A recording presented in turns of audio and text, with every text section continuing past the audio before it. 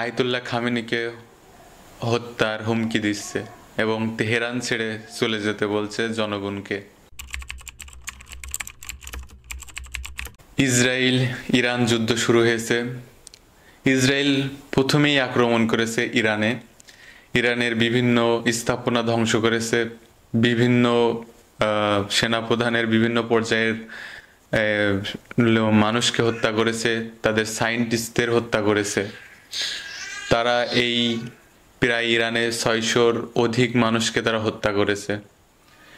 ইরানকে এক পর্যায়ে ইরানও ইসরায়েল আক্রমণ করে এবং ইসরায়েলের অনেক ক্ষতি করে, কিন্তু ইসরায়েলের মাত্র 24 জন মারা যায়। আর ওইদিকে আমেরিকা, সে মানবতার ফেরিওয়ালা, কিন্তু ইরানের যে ক্ষতি হয়েছে এটা দেখছে না। সে আমেরিকা, ডোনাল্ড ট্রাম্প আয়াতুল্লাহ খামেনিকে হত্যার হুমকি দিচ্ছে এবং তেহরান ছেড়ে চলে যেতে বলছে জনগণকে। তো আমেরিকা কেন একপাক্ষিক বিচার করছে? তার তো মানবতার ফেরিওয়ালা, সারা দেশ সারা বিশ্বের মাথা।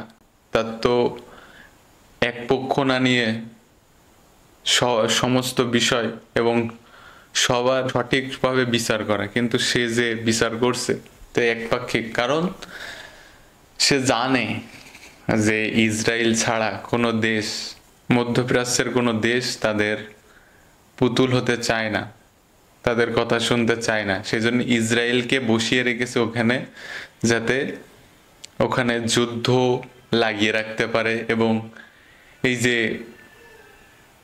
এক একটি অস্ত্র বিক্রি করতে পারে। তাদের অনেক স্বার্থসিদ্ধির কারণেই ইসরায়েলের প্রতি তারা এত ভালোবাসা। তাদের তেল ওখান থেকে বিভিন্ন পর্যায়ে কলা কৌশলে তেল নিতে পারবে, তারা মধ্যপ্রাচ্যে একটা চাপ সৃষ্টি করে রাখতে পারবে। এসব কারণে এই ডোনাল্ড ট্রাম্প ইসরায়েলের পক্ষ নিচ্ছে।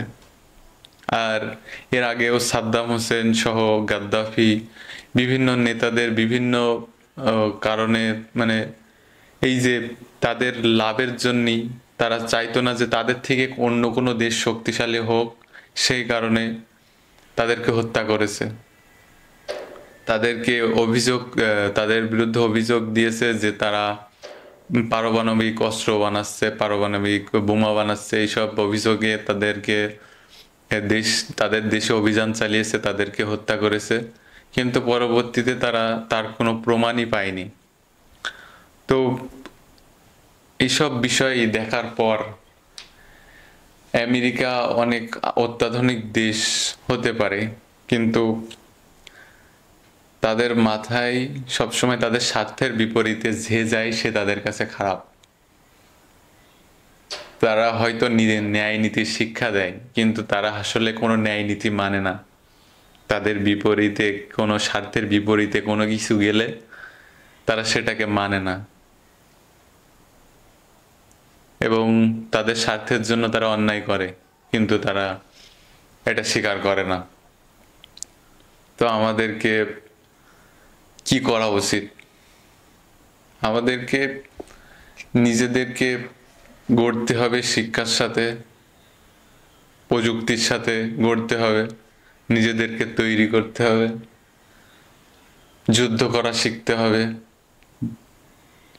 সমস্ত কিছুর প্রশিক্ষণ নিতে হবে, নিজেকে উন্নত করার, দেশ উন্নত করার জন্য তৈরি করতে হবে, যাতে বাংলাদেশও অনেক শক্তিশালী রাষ্ট্র হিসেবে নিজেকে গড়ে তুলতে পারে।